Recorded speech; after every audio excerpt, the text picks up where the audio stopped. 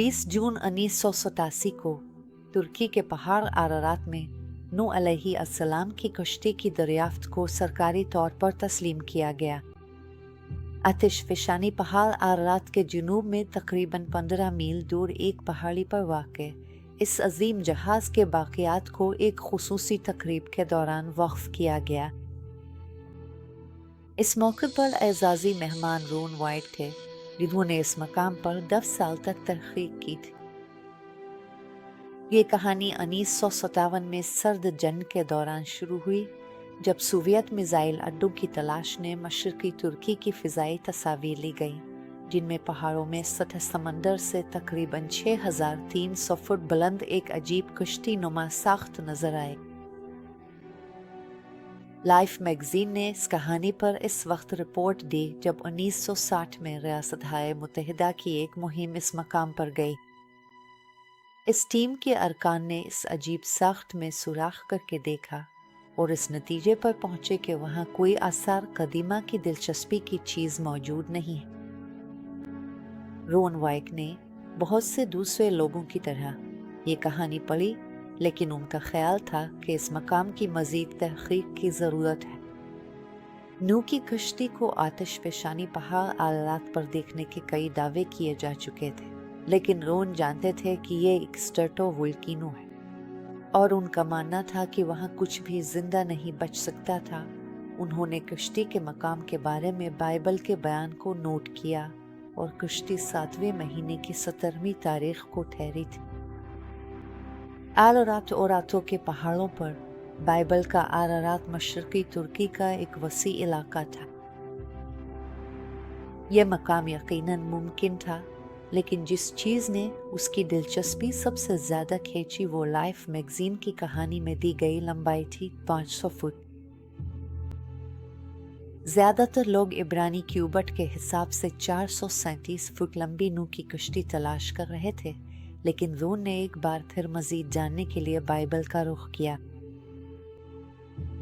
और मूसा मिस्रियों के तमाम इल्म व हिकमत में माहिर। मूसा तूफ़ान के बारे में पैदाइश की किताब के मुसन्निफ थे। वो मिस्रियों के क्यूबट को ज़रूर जानते होंगे। इब्रानी क्यूबट मूसा की वफ़ात के बाद जब एक इब्रानी कौम वजूद में आई, तब वजूद में आया था।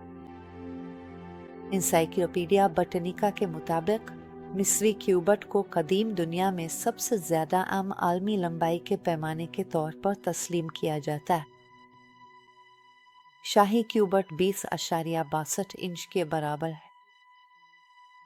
इसका मतलब यह होगा कि नूह की कश्ती 437 फुट से कहीं ज़्यादा लंबी थी। लाइफ मैगजीन के मजमून के 17 साल बाद रोन ने बिलाखिर तुर्की का सफ़र किया। जब उसने कश्ती की शक्ल वाली चीज़ देखी तो वो बिल्कुल वैसी ही नजर आ रही थी जैसी 1960 में थी, और इससे मालूम था कि सतह के नीचे क्या है ये जानने के लिए इसे खुदाई की इजाज़त दरकार होगी। चुनांचे वो वापस घर चला गया और उसने अपने कई दोस्तों को इस बात के लिए कहा कि वो इसके साथ दुआ करे कि ज़लज़ला आए और मज़ीद चीज़ें ज़ाहिर हो। 1978 के आखिर में इसे मशरक़ी तुर्की में एक ज़लज़ले के बारे में मालूम हुआ और वो अगस्त 1979 में वापस गया। जब वो वहाँ पहुँचा तो जो कुछ उसने देखा इससे वो हैरान रह गया। ज़लज़ले ने इस शय के इर्द गिर्द की मिट्टी को नीचे गिरा दिया था और एक बड़ी दरार पूरी लंबाई में फैल गई थी। वो देख सकता था कि अब जो अतराफ ज़ाहिर हो चुकी थी उन पर उसे बड़ी सड़ी हुई पसलियों की लकड़ियों की बाक़ियात जैसी कुछ चीज़ें नजर आएं। इसके अलावा वो मलबे की गहराई और लंबाई भी नापने के काबिल हो गया। ये 515 फुट अब बिल्कुल 300 शाही मिस्री हाथ था। अब वो कायल हो चुका था। इसने बड़ी एहतियात से सतह को छान मारा, इस सबूत की तलाश में कि यह किसी जहाज का मलबा है। इससे वो चीज़ें नजर आए जिन्हें वो एक कदीम जहाज की पथराई हुई साख्तें समझता था, जिसका अर्शा गिर चुका था। इसे अर्शे के जोड़ और अर्शे को सहारा देने वाली लकड़ियां जैसी चीजें नजर आए। खास तौर पर दिलचस्पी की बात यह थी कि जहाज एक बड़े चूने के पत्थर के उभार पर फंसा हुआ दिखाई देता था। उसने नतीजा अखज़ किया कि इससे जाहिर होता है कि जहाज किसी और जगह से फिसलकर इस चट्टान पर आ गया था। तुर्की के अपने पहले सफ़र से पहले इसमें एक करीबी झील में एक तजुर्बा किया था, जिसमें उसने पत्थरों से पहाड़ों की शक्लें बनाए और उनके पास एक कश्ती का मॉडल तैरा ताकि कश्ती के रद्दे अमल को देख सके। उसने नोट किया कि हिलाल नुमा शक्ल की वजह से पानी कश्ती को हिलाल के अंदर खींच लेता है, जहां कश्ती ठहर जाती है और आहिस्ता आहिस्ता तैरती रहती है। मौजूदा मकाम इस तजुर्बे के नताइज से मुताबिकत नहीं रखता था, इसलिए रोन ने फैसला किया कि वो कश्ती की शक्ल के ऊपर वाले इलाके का मुआयना करेगा। यह जगह एक बहते हुए कीचड़ के बहाव में थी, इसलिए उसने कीचड़ के बहाव का पीछा करते हुए पहाड़ की तरफ ऊपर चढ़ना शुरू किया। तकरीबन 1.5 मील ऊपर जाकर इसे पहाड़ों की एक हिलाल नुमा शक्ल मिली। इसने देखा कि कीचड़ का बहाव यहीं से शुरू होता है। जब वो पहाड़ी की चोटी के करीब पहुंचा तो उसे एक कदीम सतून मिला। ये एक कदीम बिलबोर्ड की तरह था, जिस पर कश्ती की शक्ल, जानी पहचानी पहाड़ी की पट्टी, कई त्रिंदे और कश्ती की शक्ल के अंदर 8 चेहरे नक्श थे। वाज़े तौर पर ये नूह की कश्ती और उसके 8 जिंदा बच जाने वालों की तरफ इशारा था। इसमें सतून पर एक ऊंची पहाड़ी चोटी देखी जो अब इस मकान से नजर नहीं आती थी। इसमें नतीजा अखज़ किया कि ये एक छोटा आतिशफिशा था जो नूह की कश्ती के उतरने के काफी अरसे बाद फटा था और इसी ने कश्ती को पहाड़ से नीचे ले आया था। तकरीबन 1 मील के फासले पर, जहां वो चूना पत्थर की उभरी हुई चट्टान पर जाकर अटक गई और फिर लावे में धंस गई। फिर लावे ने इस कश्ती को एक वक्त के कैप्सूल की तरह अपने अंदर कैद कर लिया। इसके बाद आतिशफिशा ने अपना लावा निकालने के बाद खुद को गिरा लिया और अब वो नजर नहीं आता था। इसने फिर ये नजरिया पेश किया कि जब लावा गलना शुरू हुआ तो पानी अंदर रस गया और उसने बाकियात को मादनी तब्दीली के अमल के जरिए पत्थर फोसिल में तब्दील होने का मौका दिया। बाकियात से मालिक्यूल बह जाते और उनकी जगह ऊपर मौजूद अशिया और मादों के मालिक्यूल आ जाते। जब इसने हलाली शक्ल के अंदर के इलाके का मुआयना किया तो उसे तकरीबन 120-40 फुट का एक बड़ा हिस्सा मिला जो जमीन में पत्थर बने हुए लकड़ी की तरह दिखाई देता था। इसका माना था कि यह कश्ती का निचला हिस्सा है, यानी असल उतरने की जगह। इसका नतीजा यह था कि जब सैलाब का पानी उतर गया तो कश्ती की चढ़ वाली जमीन में धंस गई। इसने कश्ती को सीधा रखा, फिर खुदा ने जमीन की सतह को खुश्क करने के लिए हवा भेजी। कश्ती का वो हिस्सा जो कीचड़ में धंस गया था अब मजबूती से जमीन में पेवस्त हो चुका था। कई साल बाद जब लावा कश्ती को पहाड़ से नीचे ले गया तो कश्ती का मरकजी हिस्सा अलग हो गया। सिर्फ ये हिस्सा अपनी असल जगह पर इसी इलाके में बाकी रहा जिसे रोन पत्थर बनी हुई लकड़ी समझता था। इसे चट्टानों के नमूने मिले जो उसे बहुत मुनफरिद लगे। इसमें कई नमूने लिए, साथ ही कश्ती की शक्ल के नीचे से भी कुछ नमूने जमा किए। घर वापस आकर इसने उन्हें तज्जिये के लिए भेज दिया। नताइज में नामियाती कार्बन जाहिर हुआ जिससे पता चला कि ये नमूने सली हुई और पत्थर बनी लकड़ी के मुताबिक हैं। इनमें लोहा और एल्यूमीनियम जैसे धातें भी शामिल थीं। इस अजीब व गरीब चट्टान का तज्जिया जो रोन ने कश्ती के नीचे वाली जगह से तकरीबन 1.5 मील ऊपर पाई थी, सबसे ज्यादा दिलचस्प साबित हुआ। इसके इब्तदाई तज्जिये से मालूम हुआ कि यह चट्टान नहीं बल्कि धातें हैं। 1984 में رون کی ملاقات سابق خلاباز کرنل جم ارون سے ہوئی اور دونوں میں دوستی ہو گئی۔ کرنل ارون کنواں ارارات پر نوح علیہ السلام کی کشتی کی تلاش میں تھے، لیکن وہ بہت شفیق تھے اور کشتی کی شکل والی جگہ کو دیکھنے میں دلچسپی رکھتے تھے۔ رون اس جگہ ایک میٹل ڈیٹیکٹر لے کر آیا تھا تاکہ دیکھ سکے کہ دھات کی ریڈنگز میں کوئی خاص پیٹرن ہے یا نہیں۔ کرنل ارون اور ان کی ٹیم کے دیگر افراد کی موجودگی میں رون نے ڈیٹیکٹرز کا استعمال کیا۔ اس نے پورے آب جیکٹ کی لمبائی میں واضح دھاتی لائنیں دریافت کی، جبکہ اس کے بالکل باہر کوئی دھات کی ریڈنگ نہیں ملی۔ رون نے کرنل ارون سے پوچھا، جن کے سائنسی حلقوں میں شاندار تعلقات تھے، کیا وہ اس عجیب نمونے کا ٹیسٹ کروا سکتے؟ کرنل ارون نے یہ نمونہ لاس آلاموس نیشنل لیبز بھیجا، جہاں جیو فزسٹ جان بامگارنر نے اس کا تجزیہ کیا۔ اس تجزیے کے نتائج نے ڈاکٹر بامگارنر کی دلچسپی کو اپنی طرف متوجہ کیا۔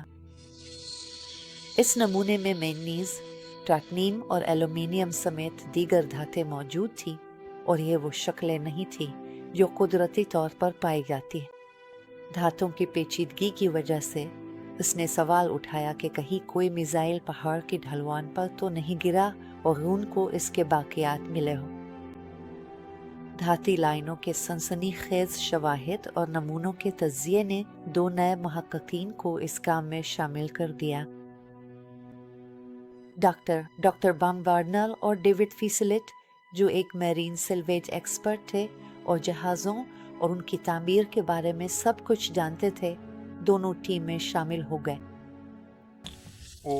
یہ دیکھیں، ذرا ٹھہریں، مجھے اس کی کلوز اپ تصویر لینے دیں۔ کچھ اس طرح سے نکلنے والے ان چھوٹے لوہے کے ٹکڑوں کو دیکھیں، جیسے یہاں اور یہاں۔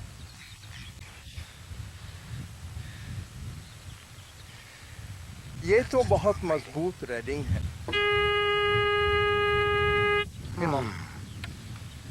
اچھا، میں کہوں گا کہ وہ فریمز جو بالکل وہاں ہیں۔ ٹھیک ہے،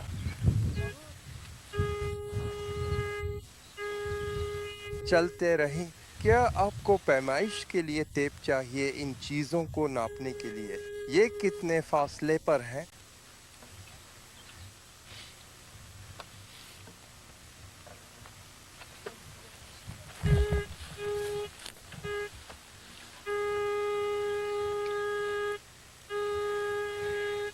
جان،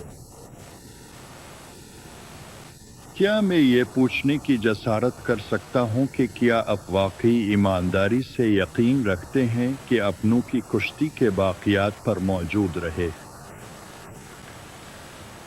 مجھے اپنے ذہن میں کوئی شک نہیں ہے۔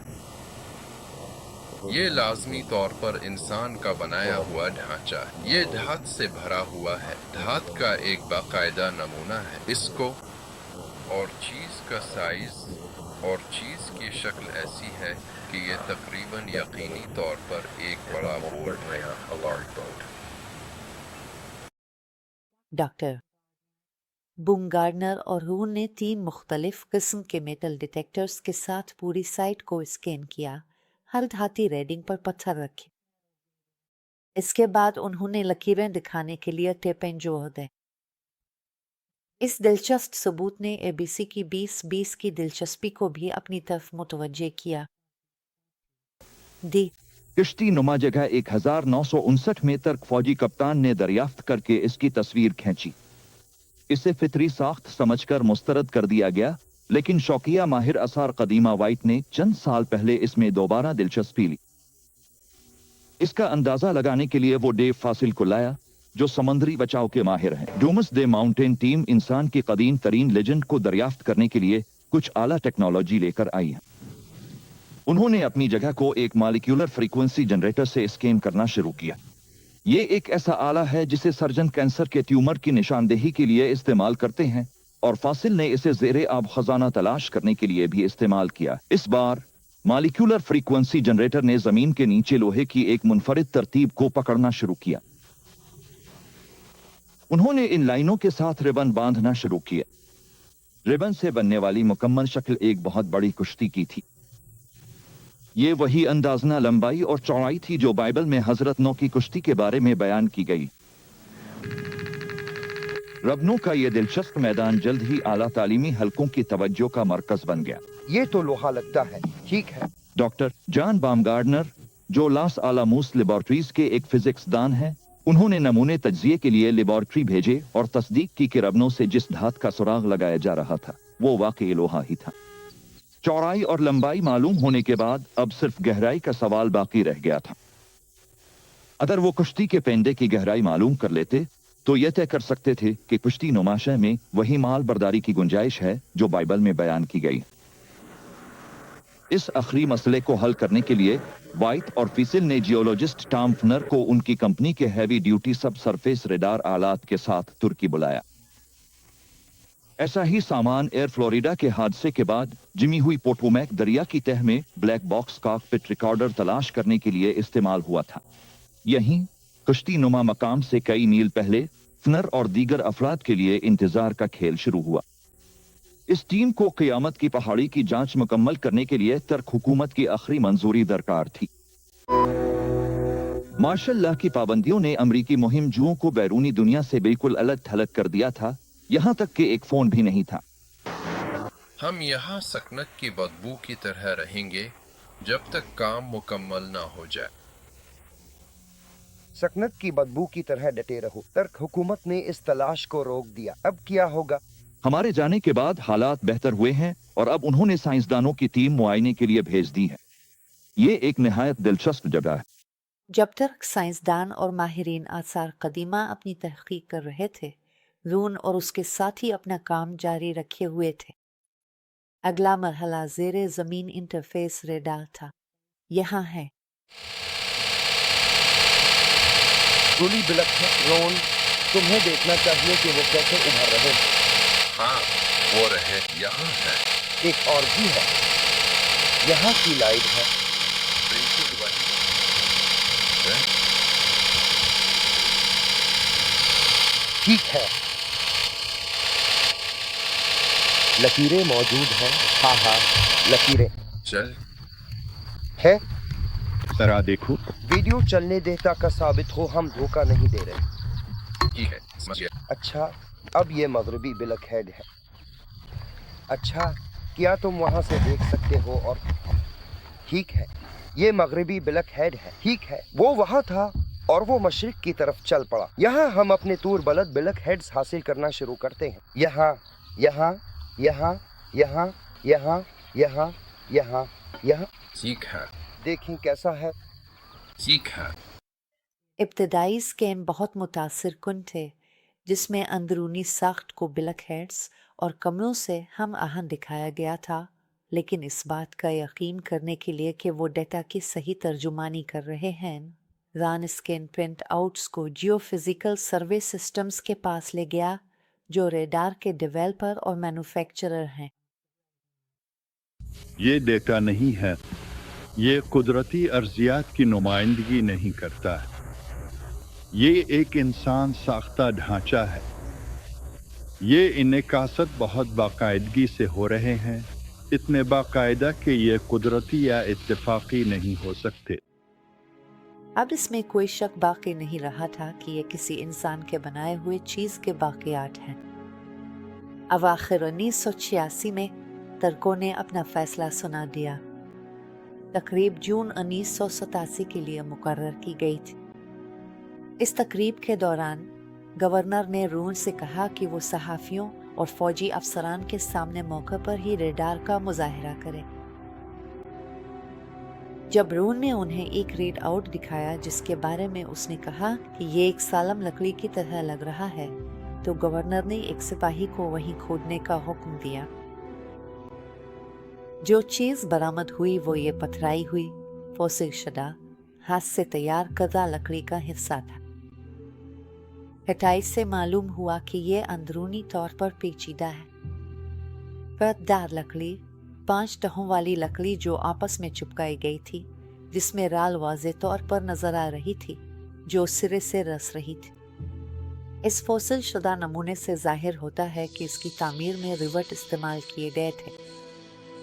उनके तज्जिये से मालूम हुआ कि इनमें लोहा, टाटनीम और एल्यूमीनियम समेत दीगर चीज़ें शामिल थीं जो बहुत जदीद मुरक्कबात हैं और पानी के खिलाफ मुज़ाहमत रखते हैं।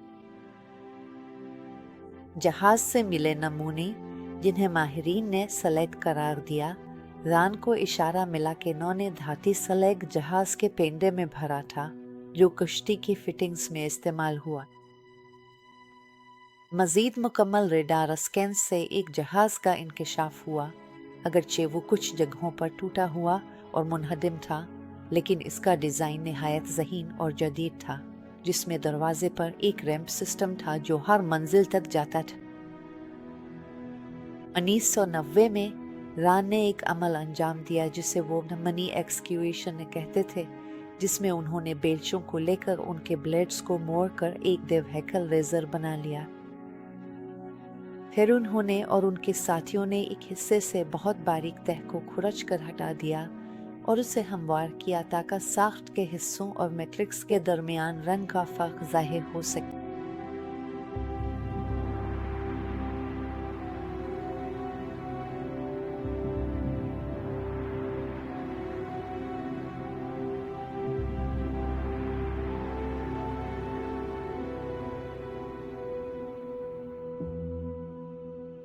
ईमान के जरिए नूह ने जब से उन चीज़ों के बारे में खुदाई तौर पर खबरदार किया गया जो अभी तक नज़र नहीं आई थी, खुदा के खौफ से हरकत की और अपने घराने की नजात के लिए एक कश्ती तैयार की, जिसके जरिए इसने दुनिया को मुजरिम ठहराया और इस रास्तबाजी का वारिस बना जो ईमान के मुताबिक है।